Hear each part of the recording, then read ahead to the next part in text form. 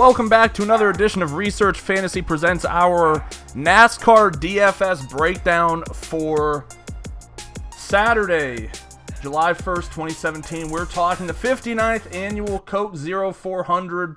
Obviously not the 59th time it's been called that, but we're at Daytona again. These super speedway restrictor plate tracks are unquestionably, and I hate using this term, they're just tilting tracks because you can be running in the top. I literally, and this is just no BS, and you can listen to some of the videos I did before. I am still not over it. At Talladega, I was legitimately like multiple lineups in the top 10 in the bit. In I think the $4 at that point was still the biggest tournament, and because of AJ Allmendinger and. He'd been racing all day at 30, hit the right pit stop before caution, restarted the race third, and it was just him being a little too aggressive, and he got into Chase Elliott, and it sent Elliott up into the wall, and for whatever reason that affected his trajectory up into the wall, and then Logano followed, and, long story short, all those lineups had Logano, Allmendinger. I think maybe Kurt Busch might have been involved in that as well. And I watched literally what was going to be a day where, and we're talking like 3 laps left here or something like that. We're not even talking about like, oh, there's plenty of race to go. We're talking about maybe it was 20, but still it wasn't something where we were looking at a huge amount of time. And I watched a very good 5-digit profit day drop to losing, $60. So these swings are heavier here. It is not uncommon to see in a 40-car race 15 to 20 cars not finish on the lead lap. It is not something you want to try to buy in on in terms of laps led, because you're looking at, I believe, 161 laps, and that equates basically down to 40 fantasy points. And there really hasn't been anybody who's run over. I think the average is right about 80. It's happened a couple of times. So you're looking at best case scenario, someone's going to lead 20 points worth of laps, and that's a lot of points. But if it's Dale and it's at the beginning and he crashes, it's lights out. Your lineups are done. I mean, it's really chilling and difficult. And I kind of battle both sides of things here, so I think what a lot of people will advise is to kind of, and I don't disagree with this, so don't get me wrong, I'm not trying to say don't go for place differential points, because that's where you're going to get your points at here. If you're not getting laps led, you're basically only trying to go after laps led on tracks that go 300 or more laps. I mean, that's really what it comes down to, because you want the chance of somebody who hits 100, 150, maybe 200 laps led, puts you in a position, and Kyle Busch and Truex have both done it a number of times this year, where it doesn't even matter at that point where they finish. You lead 200 laps, you've got 80 points, no one's coming to get you in terms of total points. But here, that's just not how it is. So you're kind of, I like to divide the race in half, and 21 back. I'm just going to mention names that pop. We'll get to some of my favorite plays near the end. 21 back. I'll just read the list in order. Kyle Larson, Ryan Newman, Michael McDowell, Paul Menard, Martin Truex Jr., Landon Castle, AJ Allmendinger, Matt DiBenedetto, Chris Buescher, David Reagan, Darrell Wallace Jr., Brandon Goffin, Elliott Sadler, Ty Dillon, Cole Witt, Corey LaJoie, Reed Sorensen, Ryan Sieg, Jeffrey Earnhardt, DJ Kennington. Now, just my opinion, all right? These are guys that I'm kind of not really looking at, even though they provide huge upside for place differential. DJ Kennington, Jeffrey Earnhardt, Ryan Sieg, those guys to me are just not guys I really want to go after. When you're talking Witt, LaJoie, Sorensen, I think there is enough upside relative to their price where if they're able to survive the crashes, and if half the field goes out again, you're looking at these guys dropping in as top 20 plays, and Reed Sorensen now has 17 points automatically just off of place differential. And if he's sitting at 20th, he's got another 30 fantasy points, something like that. So this guy's, a 40-plus point. Maybe it's not that severe, but he might be 38 to 40 fantasy points to the good. So these are guys I think that I start to look at and say, okay, I can see a case where Witt, LaJoie, Sorensen can get up there. Then you've got this chunk, to me, with Goffin, Sadler, Dillon. We know especially Sadler, very good racer at this type of track. In my opinion, at 33rd, he's the number one guy going in my cash game lineups because he provides that perfect balance of someone who's done well on these tracks and has enough upside. Again, he hits a top 20, which he's done. You're looking at 13 points. Maybe he's only sitting at 30, 35 fantasy points. If things get bad and he hits that top 15, now you're into the 40s, you're in a good position. Ty Dillon, again, he's usually been starting around the 20th position, so starting at 34th, he's typically finished around 27th, which is something of a bit of concern for me. I do think a lot of those finishes, though, have not been on the lead lap, but that's also not something that's really comforting to know either. Okay, so this guy starts at 20, he makes it 3/4 of the way through the race, and then gets involved in one of these accidents. Brandon Goffin, a guy who's shown some success in this type of track. Darrell Wallace, really big unknown.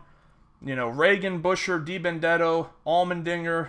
I'm willing to take a chance with those guys. Landon Castle. And then we have Martin Truex Jr., and this is where the fun really starts.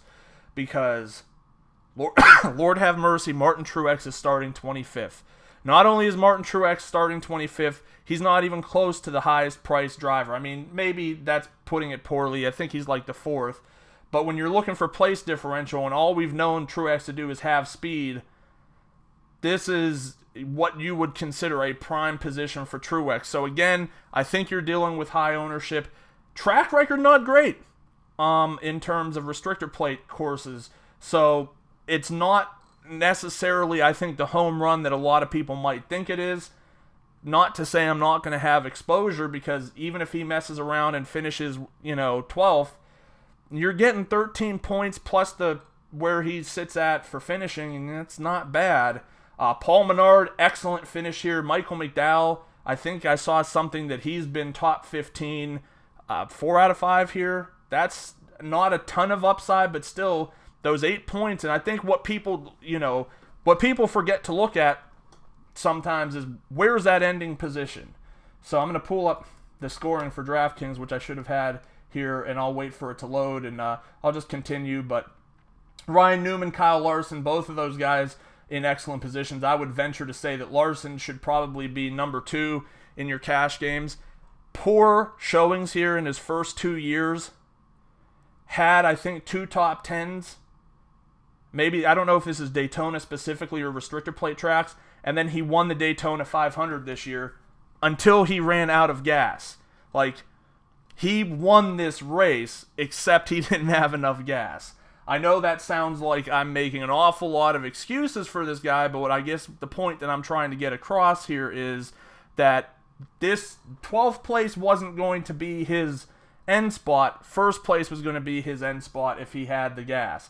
And if you're in the business of trying to project how he's going to do on gas mileage, please let me know. Send me a tweet or something like that, and I'll join all the head-to-heads against you that you want, because I think that starts to be a little bit silly. But So going back to McDowell, 15th or above. 15th is where the 30-point finishes, 29-point finish starts. So again, if he's able to move up 8 and gets 29 points, he's at 37 points. You're not going to have a ton of guys over 37 fantasy points.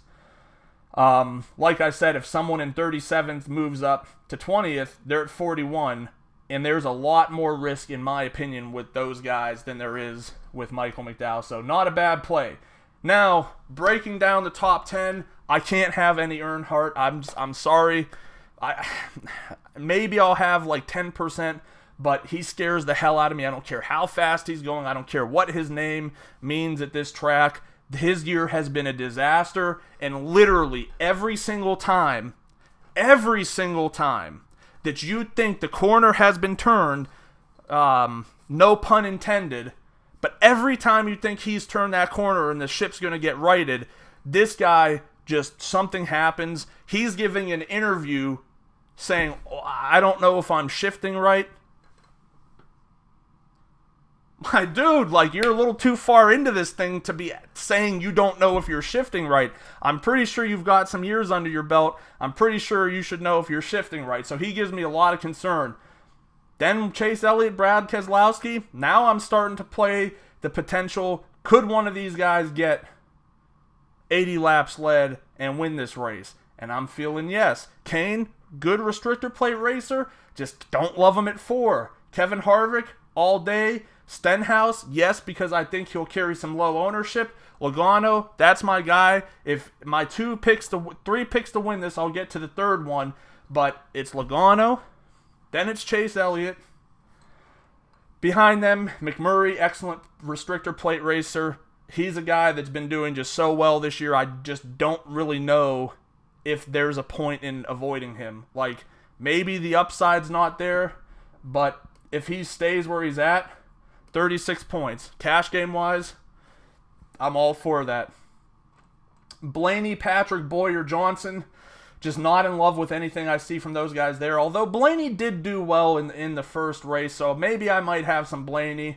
Matt Kenseth, Trevor Bayne. Bayne, again, another guy who's pretty good here. I'll have some Bayne. Kurt Busch, Kyle Busch, absolutely 100%. Eric Jones, this guy just always scares the hell out of me.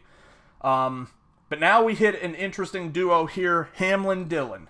Hamlin, excellent track record until most recently, but even that has not been bad. He's done this course well. Starting at 18th, I think there's just plenty of upside for him. He's somebody I could definitely see taking the race home.